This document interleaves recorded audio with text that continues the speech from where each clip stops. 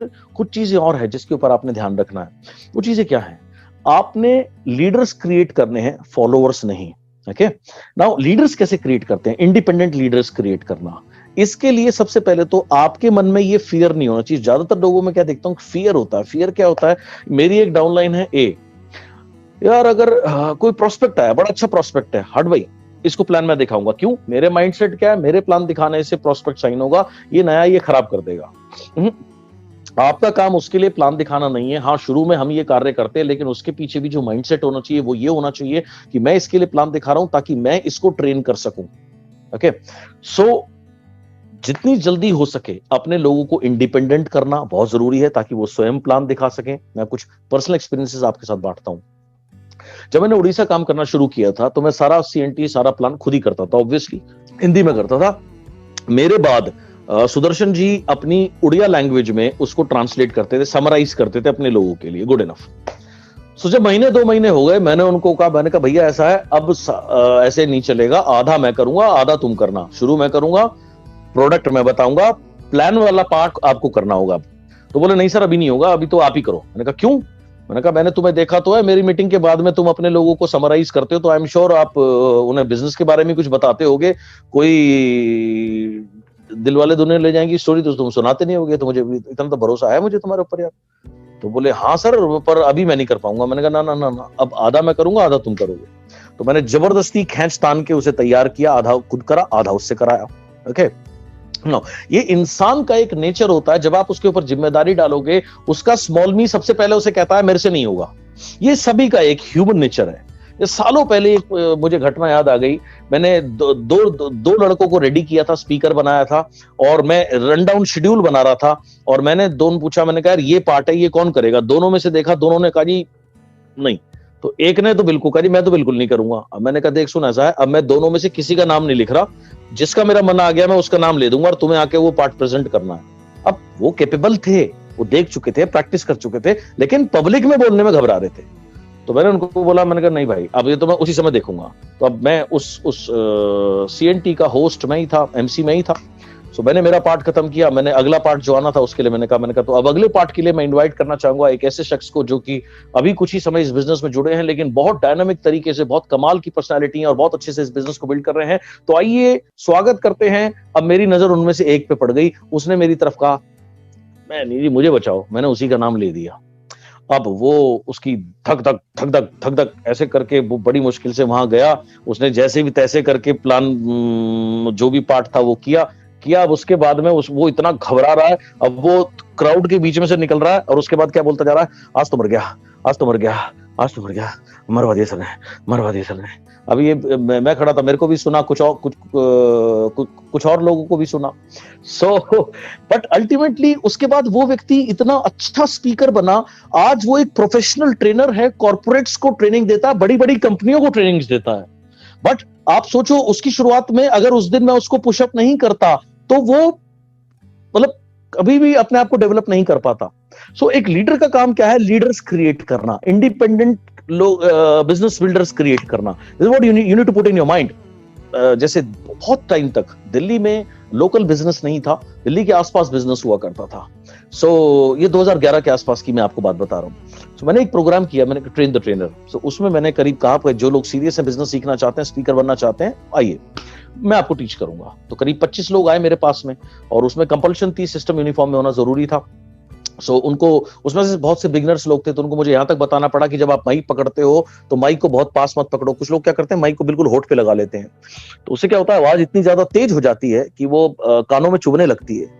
और कुछ लोग क्या करते हैं, माइक को बिल्कुल ऐसे नीचे कर देते हैं, तो वो माइक होना ना होना बराबर हो जाता है। तो मुझे उनको यहां तक बताना पड़ा था कि माइक को आप 45 डिग्री के एंगल पे रखो, अपने होठों से 2.5 इंच दूर रखो, एंड देन उसके बाद एवरीथिंग कि किस स्लाइड का महत्व क्या है, कैसे मीट एंड ग्रीट करना है, बॉडी लैंग्वेज क्या होनी चाहिए। सो ऐसा मैंने 1-2 घंटे के लिए सेशन उनका करा।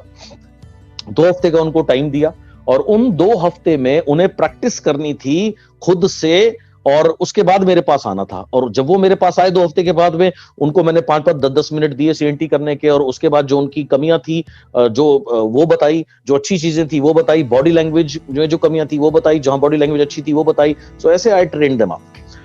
फिर उन्हें 2 हफ्ते का टाइम दिया और इस बार उनको फाइनल रेडी करके मेरे पास आना था और उन्हें फाइनल सीएनटी मेरे को प्रेजेंट करनी थी और मुझे उन्हें मार्क्स देने थे, उनकी ड्रेस के ऊपर, उनकी बॉडी लैंग्वेज के ऊपर, उनके वर्ड्स के ऊपर, प्रोनाउंसिएशन के ऊपर, हर चीज के ऊपर। सो ऐसे मैंने मार्क्स दिए और फर्स्ट सेकंड थर्ड विनर निकाले एंड 25 स्पीकर तैयार हुए।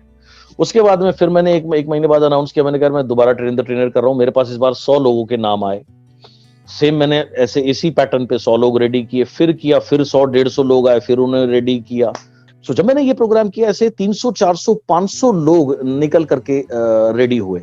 उसके बाद लोगों ने कहना शुरू कर दिया, सर मेरी टीम में भी करो, सर मेरी टीम में भी करो। मैंने कहा भाई कर तो दिया, अब आप करो, आपने मुझे देख लिया, नाउ यू डू इट। सो उन्होंने करना शुरू किया। तो कुछ टाइम बाद क्या है, इतने सारे स्पीकर बन गए, इतने सारे प्लान शो होने लगे, बिजनेस ने ऑटोमेटिकली ग्रो करना ही था। फिर सबसे पहले सक्सेस सेमिनार जब मैंने इंडिया में शुरू किए थे, कोई नहीं करता था, तो उस समय 2 साल तक उसमें 200 लोग भी हॉल में बिठाने मुश्किल होते थे। We did in losses every time. So कुछ लोगों ने कहा सर इसको 3 महीने में एक बार कर दो, आप लॉस बेयर कर रहे हो। मैंने कहा मेरे लॉस की चिंता मत करो, it's you focus on building. So धीरे धीरे जब बिल्डअप होना शुरू हुआ तो हाउसफुल होने लगा सेमिनार। एक में लोग नहीं समा रहे थे तो दूसरा करना पड़ा, दूसरे के बाद तीसरा। अब इससे बड़ा हॉल हमें मिल नहीं रहा था, तो मैंने काम किया, मैंने डिसेंट्रलाइज करना शुरू किया। मैंने मेरी टीम के लीडर को कहा भाई आप अपनी टीम का अलग करो, मैं आपके साथ हूं बट प्लीज डू राइट, जो मेरी हेल्प चाहिए मैं कर दूंगा। सो उनको मैंने अलग किया, फिर दूसरी टीम को, फिर तीसरी टीम को, फिर चौथी टीम को। और अभी लॉकडाउन से पहले ये पोजीशन थी कि दिल्ली एनसीआर में 40-50 सेमिनार्स हो रहे थे 150, 200, 250 किलोमीटर की रेंज में, और सारे हाउसफुल। बहुत से लोग क्या करते हैं, वो अपनी टीम को होल्ड करना चाहते हैं यार, अपनी टीम को बांधे रखना चाहते हैं, मतलब बांधा, उन्हें इंडिपेंडेंट बनाओ और उसके बाद खुले आसमान में छोड़ दो, जाओ भैया उड़ो, जितनी उड़ान उड़ सकते हो। That is the way to create the leaders, right. उनको पकड़ो मत हर चीज में, लाइक वो बॉसगिरी मत करो हर चीज में, वो तुमसे पूछे और वो उन्होंने कर लिया तुम बुरा मान गए, ये सास बहू का गेम मत खेलो यार। आपका काम है अब खुद इंडिपेंडेंट बनना, अपनी टीम को इंडिपेंडेंट बनाना, और जितना बनाते जाओगे ना उतने आप सुकून में रहना शुरू हो जाओगे, राइट। एक और किस्सा याद आता है। मेरी एक टीम थी, जो उसके जो प्रोमिनेंट 2 लीडर थे, तो वो उन्होंने मुझे कहा जी सर एक हमारी वीआईपी कर दो। तो मैंने कहा भाई कर दूंगा, लेकिन यार मैं तो आपके लिए 8-10 वीआईपी कर चुका हूँ, आप इतनी देख चुके, आप क्यों नहीं करते? बोलो सर ये आप कर दो। अच्छा ठीक है जी। मैंने कहा चलो कर दूंगा, पर कंडीशन ये है भैया मुझे चाहिए 200 लोग। ओके, बोलो हो जाएंगे जी, कोई दिक्कत नहीं है। मैं ठीक है हो जाएंगे तो कर देंगे। उस दिन मैं पहुंचा, गर्मियों का दिन था, राइट, मुजफ्फरनगर का ये इंसिडेंट वाकया है। सो मैं शॉर्ट्स में टी शर्ट में बैठा हुआ था, 11 बजे का टाइम था। अब मैं तो 9 बजे पहुंच गया। उन्होंने कहा सर चेंज कर लो, 10:30 हो गए, लोग आने लगे। मैंने कहा ना 200 लोग गिनाएगा तो चेंज करूंगा, नहीं तो देख मैंने तो पहले ही कहा था 200 लोग नहीं होंगे तो नहीं करूंगा। फाइनली 11:30 बज गए, लोग हुए 191। अब उन्होंने कहा सर कर दो। मैंने कहा नहीं। मैंने कहा बात 200 की हुई थी। बोलो सर 191 तो हो गए। मैंने कहा 191 is not equal to 200, it is -9। मैंने कहा अगर 199 भी होते तो शायद आज मैं नहीं करता, क्योंकि मुझे पता था ये कर सकते हैं, ये बेवजह मेरे ऊपर लद रहे हैं, right. So I told them you do it. बोलो सर हम नहीं कर पाएंगे। तो मैंने कहा भाई तेरी मर्जी है, 200 की कमिटमेंट थी, 200 पूरे नहीं हुए, मैं तो मसूरी घूमने जा रहा हूं, करनी है कर, हॉल आपके पैसे दे चुके हो, खाना बन चुका है 200 लोगों का, अब क्या करना है तेरा बिजनेस है, तू जाने। अब उन्होंने फिर जो मेरे साथ में जो लीडर्स थे उनसे पूछा, उनसे पॉइंट्स पूछे, कुछ तैयारी करी और उनको मैं छोड़ के आ गया। मुझे पता था वो कर सकते हैं। एंड उसके बाद भी उन्होंने किया, रात को फोन आया, बोला सर बड़ा डर लगा पर बाद में बड़ा मजा आया, बहुत अच्छा लगा और बड़ा कॉन्फिडेंस आया और ये हुआ और वो हुआ। आज वो दोनों 4-4, 5-5 लाख रुपए कमाते हैं और एक ऑडी चलाते हैं उनमें से, और एक मर्सिडीज चलाते हैं। So you need to like build people. लोगों को लीडर बनाना आपके हाथ में है, उनकी स्पून फीडिंग मत करो हर छोटी छोटी चीज पर, एंड इस तरीके से मत करो।